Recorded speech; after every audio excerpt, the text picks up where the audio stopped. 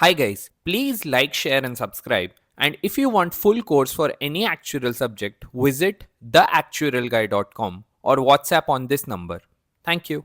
Hello and welcome guys. In this video, I am going to continue my discussion on force of interest and we are going to talk about force of interest as a function of time. Okay. So what is the fundamental idea here? See, in the last lecture, we talked about the idea of force of interest, which was the continuously compounded rate of interest or nominal rate of interest compounded infinitely, right? That was the idea. So interest was being added every moment, right? Now, if you usually see how accumulation happens under force of interest, so let's say you have invested an amount of 100 pounds for a period of 5 years, and you've been given that the force of interest, that is delta, is just 10%. Okay. So if you are to calculate the accumulated value at time 5, that would just be 100 multiplied with e to the power of 10% multiplied with 5, right? Which is e to the power of delta t. Okay, it was this simple. But here, this force of interest is constant. It's constant throughout this term, that is between time 0 and 5. It's assumed to be a constant. Okay. But in the real world, this may not be the case. It may be that the force of interest changes with time, and that is the idea we are talking about. We are talking about force of interest as a function of time. So one way this change can happen is a very simple discrete point change.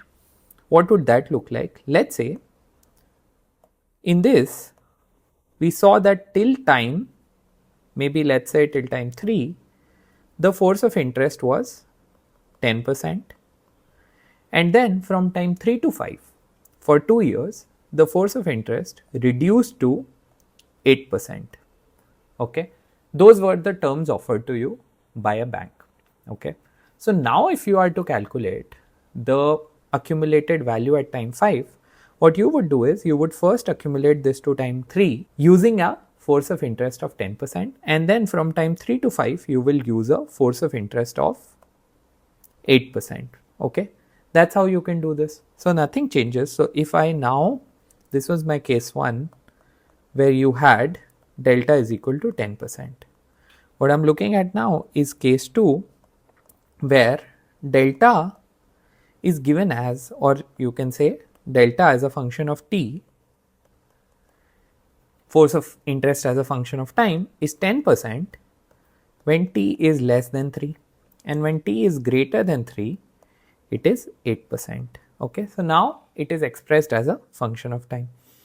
So now how would you accumulate? What would be your accumulated value at time 5, or you can just call it value at time 5? It would just be equal to, you started with 100, you would first accumulate 8 for 3 years with a interest rate of 10%. Okay, and then this is positive,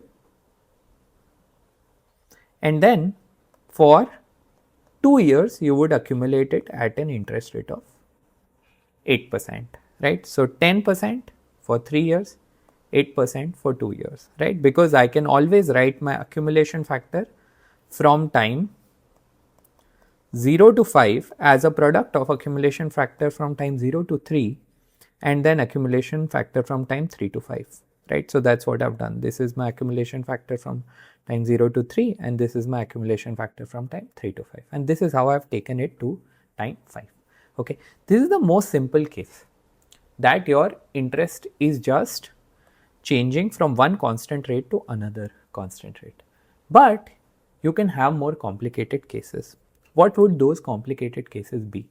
It may be that your force of interest is a linear or a quadratic function of time. Something like 0.02 plus 0.01 t. That is, it's 0.02 at time 0 and it increases by 1% every year. Okay, that's what this is saying. Now, if you would see between time 0 and 5, At time 0, the force of interest is in fact equal to 2%. At time 0.5, it is equal to 2.5% because half a year has passed, right? So you would put t as 0.5. Then at time 1, it would be 0.02 plus 0.01 into 1, that would be 0.03. At time 2, it would be equal to 0.04.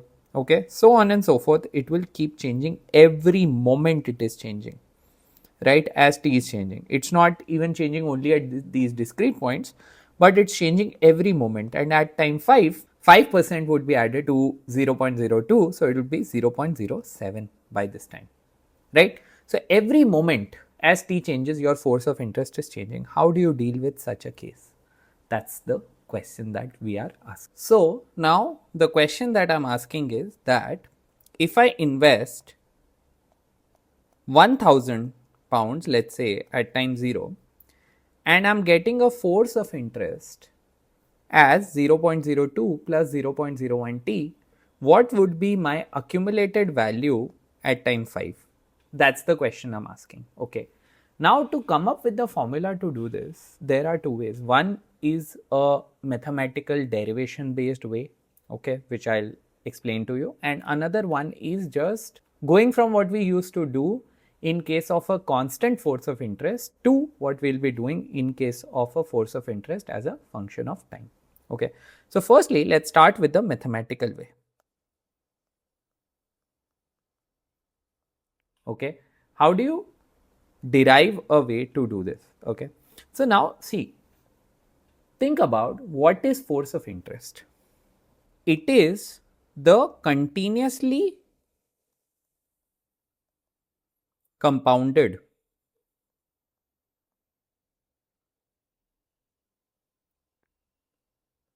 rate of interest or nominal rate of interest compounded infinitely, right? What is essentially happening here is that I have my value of fund at time 0, right?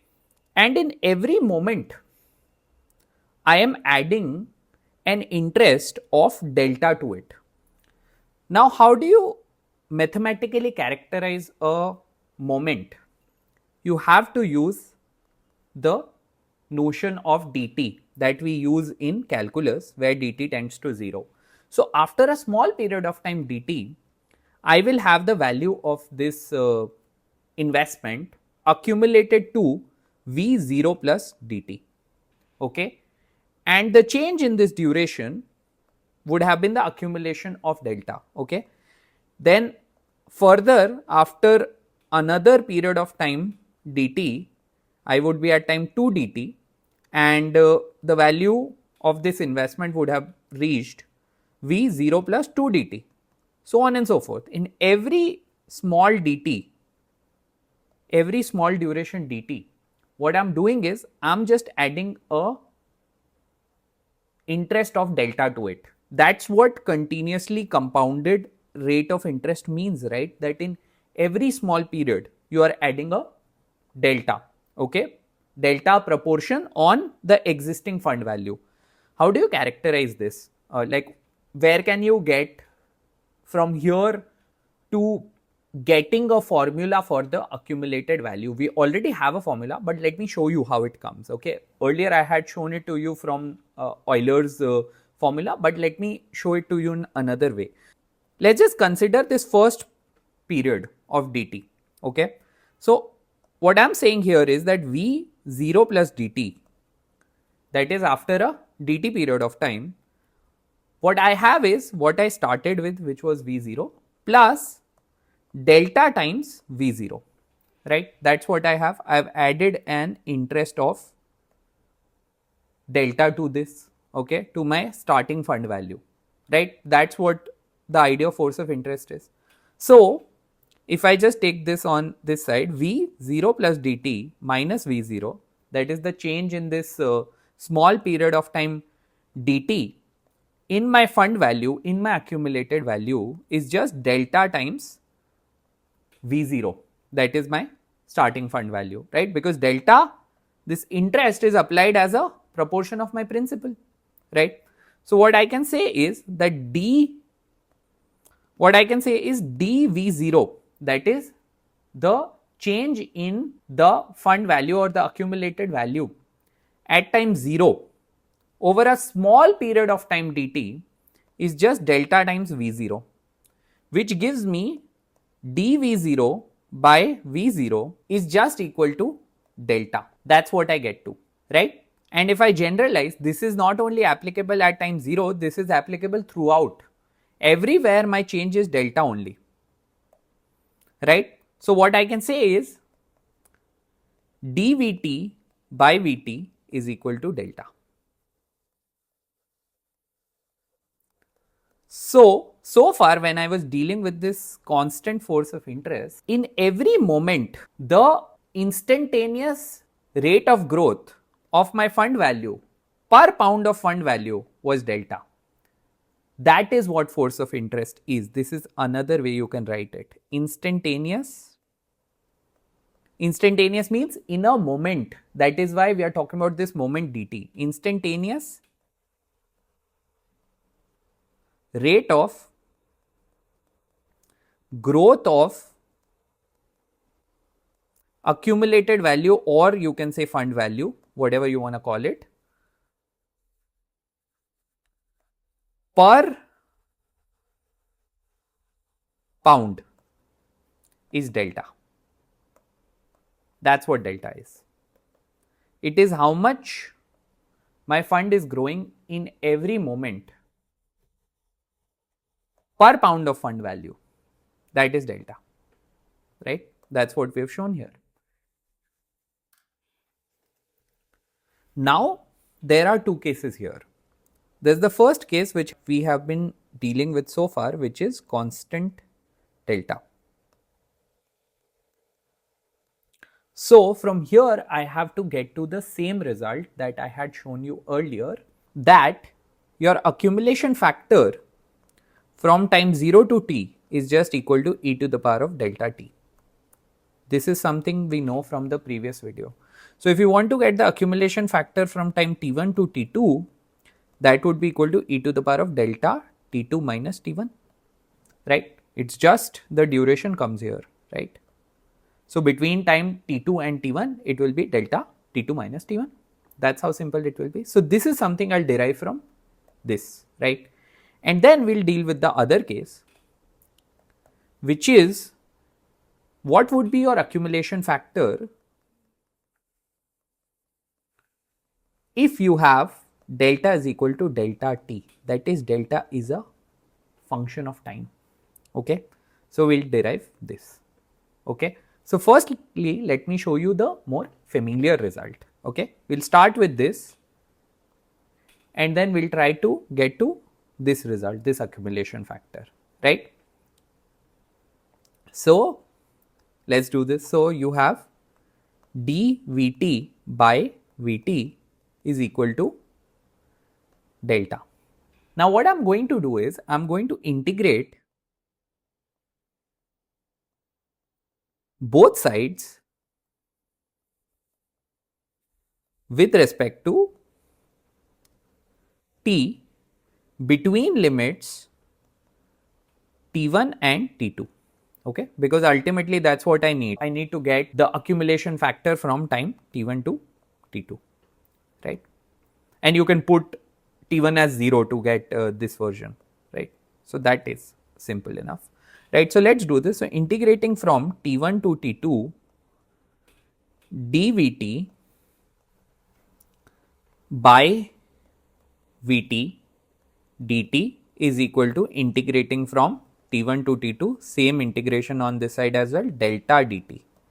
So I've done nothing, I've just taken this and just applied this integral with respect to t, just put these limits on both sides. So I have done the same operation on both sides, nothing changes, okay? I can always do this. Now I need to solve the left hand side. So if you just look at dvt by vt, how do you simplify this, okay? For example, if you had to take d by dt of log of vt, if you had to take the derivative of log of vt, I'm just showing you this so that you can simplify this. Okay. What would that be? That would be 1 upon Vt, and then you could say d Vt by dt, right? That's what you can say. If you want to take the derivative of log of Vt, then that's just 1 over Vt times dVt by dt. Simple enough, right? Now, let's say you're just independently taking a derivative. So you're just measuring the rate of change. Remove this dt as well on both sides. You can say that d log Vt is just equal to 1 by Vt dVt, right? This is exactly what you have got here, dVt by Vt. So you can write it as d log Vt, okay? So, because this is true, therefore, integrating from T1 to T2, d log Vt dt is equal to integrating from T1 to T2. Let's actually integrate the right hand side. So this is simple enough. So this is delta t and putting in the limits T1 to T2, right? Because this is just integral of a constant. Now if you integrate this, okay, this is a derivative, this is an integral, okay. So integral is the opposite of derivative, it's anti-derivative. So this would just become log of Vt, right? From T1 to T2 is just equal to delta T2 minus T1. I've just put in the values, right? So now what can you write it as? You can just write it as log of Vt2 minus log of Vt1 is equal to delta T2 minus T1, right? So you can just say log of Vt2 by Vt1, right? Because the logs, if you subtract, they just come, they can be just written as a quotient, is equal to delta T2 minus T1. And now if you just take exponential on both sides, you can just say Vt2 divided by Vt1 is just equal to e to the power of delta T2 minus T1. This is what we had taken initially. This is your accumulation factor from time T1 to T2, and this is how you have expressed it. This is what we had started to prove, okay. This is what we had set out to prove. So we were able to prove it, okay. This is why your accumulation factor is this, and then if you just want to calculate Vt2, that is equal to Vt1, and then I accumulate it using this constant force of interest from time T1 to T2. That's why it's this, okay.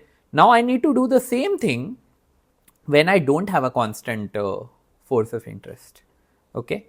So let's do that. So now in place of delta, I've got a delta t, okay, and let's see how things proceed, okay. So what I would get is, I would start with this, I would say dVt by Vt is equal to delta t, delta as a function of time this time, okay, any function, linear, quadratic, whatever, okay. Now if I integrate both sides from T1 to T2, very similarly, what would the left hand side become? This would just become integrating from T1 to T2 log of, and you have to write dt's both sides, okay. So let's do this. I'm integrating with respect to time, that has to be clarified. So this is dt and this is also dt, right? That's what you've got. Now this would become d log Vt dt, right?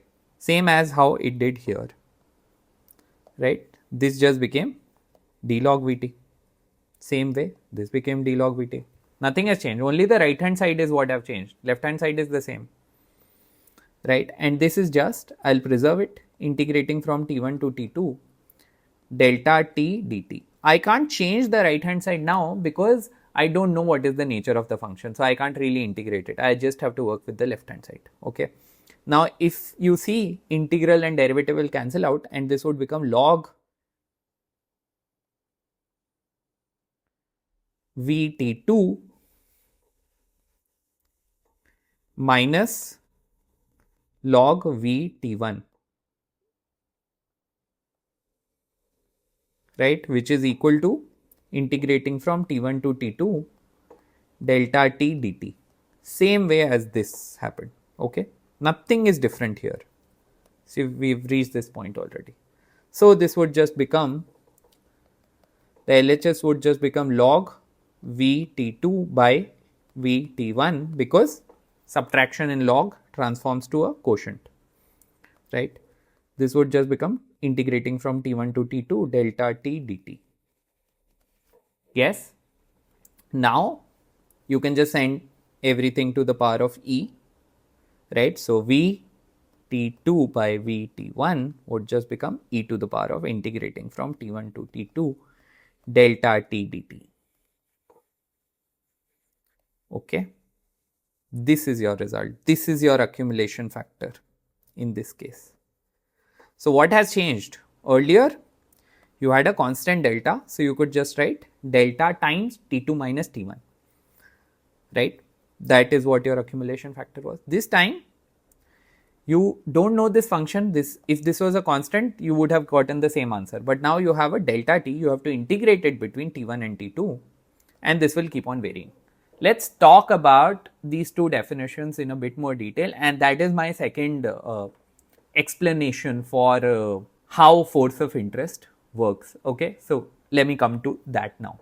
Okay, now I want to make two specific points with you, two specific intuitive points. The first point is that if you take your variable or time dependent force of interest accumulation factor, which is this e to the power of T1 to T2 delta T dt, and if you put delta T as a constant delta, then you will just get this original version that we were using in the previous lecture as well, right? It's just the same thing, right? Because if you see, the integral of a constant delta would just be delta T, and then you will put T2 minus T1 in terms of the limits. Okay, that's the first point. So they are consistent with each other. Secondly, if you see what is happening here exactly in the constant case, you are saying that if I am accumulating from time T1 to T2, every year I am applying e to the power of delta times 1, e to the power of delta times 1. This is my accumulation factor, and then all of these are multiplied with each other, right? That is what is happening. Okay, that's what we did. Every year a force of interest of delta applied. That's what I'm saying. In this case as well, if you see, it's very similar, right? When you say e to the power of integrating from T1 to T2 delta T dt, what's essentially happening is integration is just a sum in continuous time. So this can be read as summing from T1 to T2 delta T times dt, right? So you're just summing in power, okay, which is basically the same as product. Okay, so if you see this further, it is e to the power of delta T1 dt, then e to the power of delta T1 plus dt, time increased by dt times dt, so on and so forth, right? So again, similar to how these were multiplied with each other, these are also just multiplied with each other. Addition in power is just multiplication, right? So that's what's happening. So what I'm saying is that in this small period of time between T1 to T1 plus dt, this factor of e to the power of delta T1 times dt applies, right? Here the time was 1, we were taking 1 period. Here we are taking a small period of time dt. Why you need to take dt is because as soon as T1 will change to T1 plus dt, my force of interest will actually change, right? It will not stay the same. So throughout it's changing, and I have to use a new force of interest in every period dt and just keep on multiplying them. So the next one would be e to the power of delta T1 plus dt, time has increased slightly, multiplied with dt, so on and so forth. This will keep on going. Okay, so that's the idea. So these two definitions are very consistent with each other, and Yeah, when you have force of interest as a function of time, this is how you take your accumulation factor. Discounting factor will just be the reciprocal of this, as it always is. So it will be negative integral from t1 to t2 delta t dt. This is your discounting factor. This is v t1 t2. Okay, that's how it works.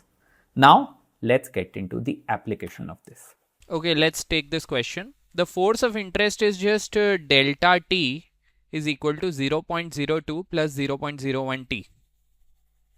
Calculate the accumulated value at time 8 of an investment of 1000 pounds at time 0 and at time 5. Okay, so let's do the second one. I'll do the second one. You can try the first one. Okay, so an investment of 1000 pounds is made at time 5. Okay, so here at time 5 they're making an investment of 1000 pounds, and at time 8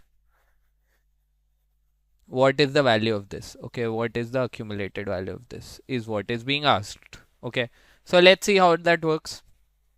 So if I check the accumulated value, it would just be 1000 into e to the power of integral from 5 to 8 delta t dt, right?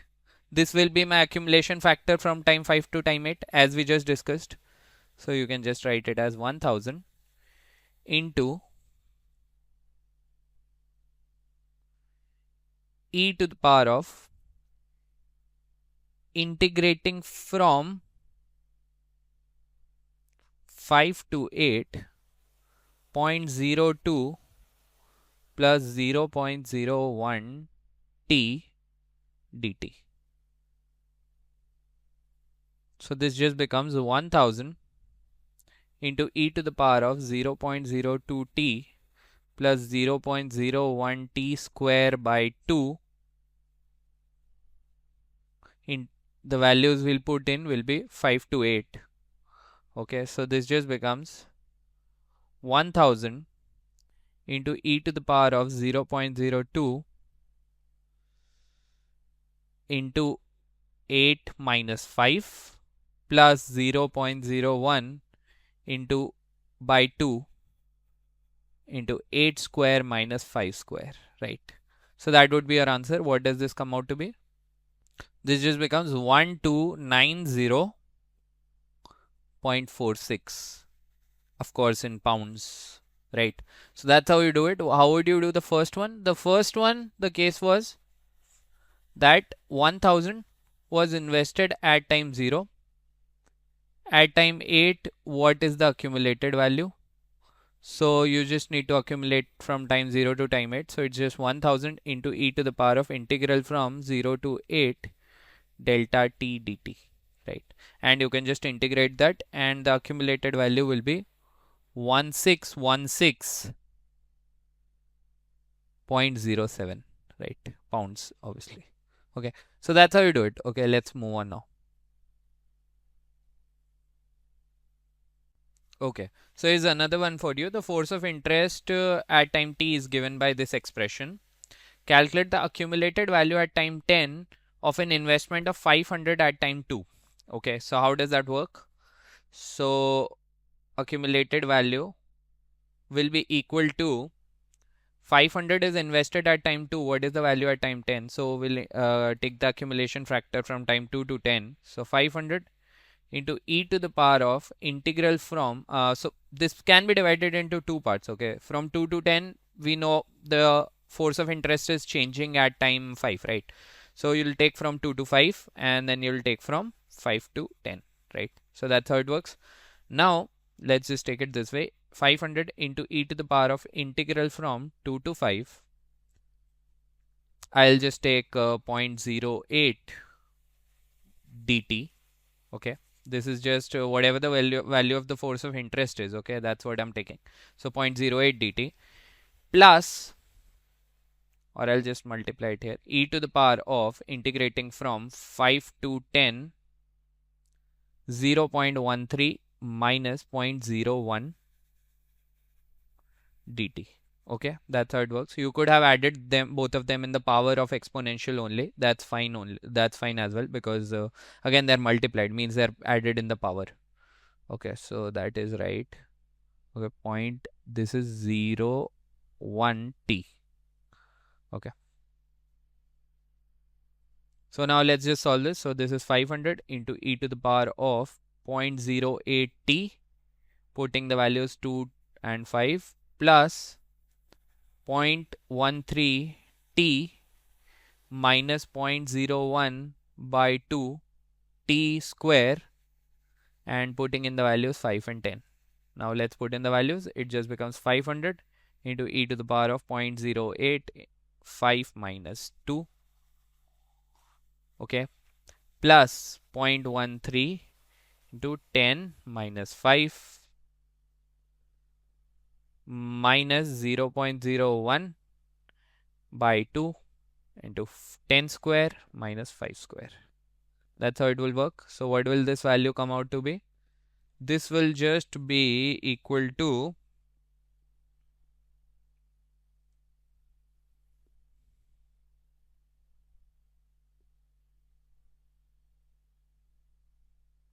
836.82. Okay, now let's look at a few questions on present value. This one says delta t is given as follows. Again in two parts. Calculate the present value at time 3 of a payment at time of $500 at time 10. So at time 10 the value is 500 and you have to discount it back to time 3. Okay, this is time 10 and this is time 3. Okay, so how will you do it? You will just take the discounting factor from time 10 to time 3. So v 3 comma 10, right? That will be your discounting factor that you'll have to take. It just becomes 500 into e to the power of negative integral from 3 to 10 delta t dt. And if I now divide it into two parts, it's just up to 5 and beyond 5. So it just becomes 500 into e to the power of negative. I'll take first from 3 to 5. What is the expression? It is just 0.08 dt. And in the second half, you will have from 5 to 10, 0.13 minus 0.01 t dt. Right? So that's how it works. And this entire thing will just be negative because it's the discounting factor. So it just becomes 500 times e to the power of negative 0.08 t, putting in the values 3 to 5 and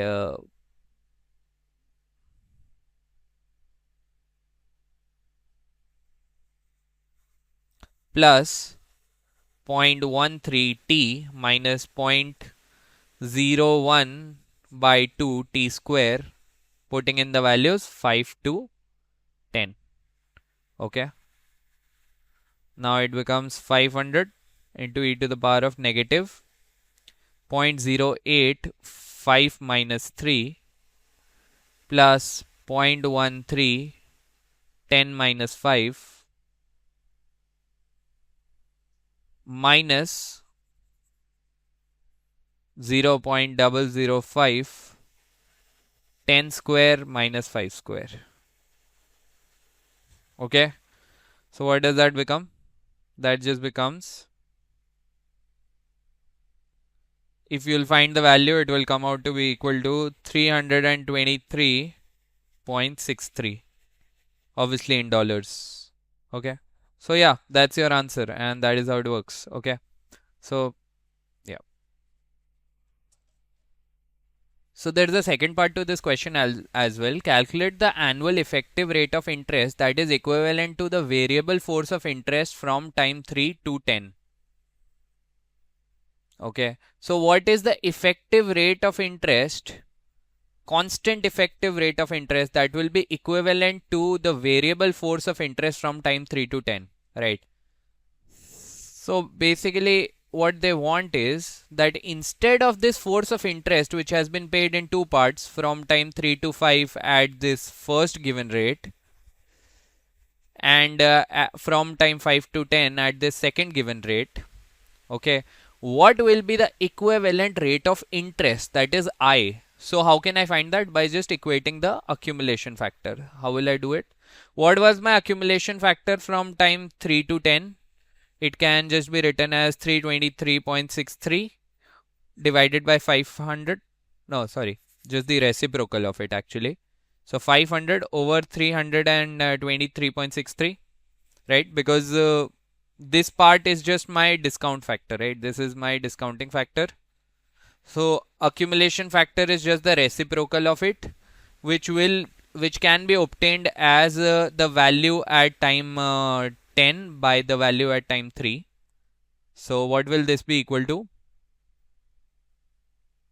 It is just 1.544974, right? And now you can find the interest rate equivalent of it. So time 3 to time 10, it's 7 years. So it can be equated to 1 plus I to the power of 7. So I will come out to be equal to 6.411%, right? So that's my rate of interest, right? That's how it works. Okay, let's move on. Let's look at this next question. It says the force of interest at time t is given by this expression, that is delta t. Okay, it's in two parts, from time 0 to 5 and greater than 5. Determine the expression for the accumulation factor from time 0 to t. So I just need a generalized expression for the accumulation factor, that is a0 comma t. Now this expression, it depends on whether t is less than equal to 5 or t is greater than 5. So in either of the case, your accumulation factor, it's less than 5 or greater than equal to 5. Equal to doesn't matter really, usually, but then they have taken it with greater than, so I have put it with greater than, right? So either it will be less than 5 or greater than 5, and in these two cases your accumulation factor will be different. So let's try to model both of those. Let's see the first scenario where t is less than 5. So if t is less than 5, from time 0 to any time t which is less than 5, you will only accumulate with this first given factor, this first one, 0.08 will be your force of interest. So it just becomes integrating from 0 to t 0.08 dt, right? Which will just make it e to the power of 0.08 t. That will be your accumulation factor for the first t years if t is less than 5. So it just becomes e to the power of 0.08 t. That's your accumulation factor, right? Between time 0 and t if t is less than 5. Now what happens if t is greater than equal to 5? If t is greater than equal to 5, then your accumulation factor would become, from time 0 to 5, it will be the first factor, and then from 5 beyond till t, it will be the second factor. So what will be your accumulation factor from time 0 to 5? It would be integrating from 0 to 5, 0.08 dt, and then multiplied with, you will accumulate it further up till time t. Okay, so you will integrate from, actually I should take it as s this time, so I'll just write it as ds. Here also it should have been ds, okay, right? Because your variable of integration and your values cannot be the same. That's mathematically wrong, okay? So yeah, anyway, so for the first 5 years this will be your accumulation factor, and from time 5 to time t, which is between 5 and infinity, it's greater than 5. So this will be your accumulation factor. What will be the force of interest that I'll use? The force of interest that I'll use will be the second one, which is 0.13 minus 0.01 t. I'll use s again instead of t, ds. So for the first 5 years, this will be your accumulation factor, and from beyond 5, you will accumulate from time 5 to t using this. Okay, so this is just a05, this is just a5 to t, and that just gives you a0 comma t. So now you can find this expression. It would just be e to the power of 0.08 s, putting in the values 0 and 5, plus integrating from 5 to t, so it would just be 0.13 s minus 0.01 into s square by 2, putting in the values 5 and t. Now let's just put in these values. It just becomes e to the power of 0.08 times 5 will be just 0.4. Okay, into 0 will just be 0, plus 0.13 into t minus 5 minus 0.005 into t square minus 5 square. Okay, so what does this generalize as? This can be written as, you have got a 0.4 here, minus 0.65, 13 times 5, right? So that's 65, and you have got a plus, minus and minus becomes plus, 5 square times 0.05. This is your constant term. With the t you have got 0.13, so it's 0.13 t, and with the t square you've got this term, so 0.005 t square, right? So what is your final answer? I can just write it as, so this was 0.005.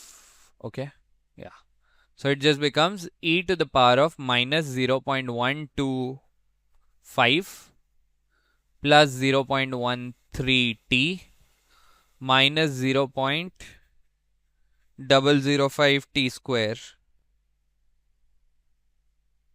Okay, so yeah, that's how it works. Okay, that's your answer.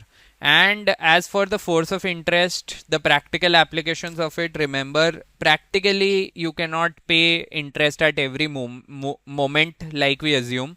So interest cannot be continuous, but it is used to approximate interest which is paid very frequently, like daily or weekly. It can be a good approximation for that. Okay, so that's the use of it. Okay, so that's all for this video. So thank you.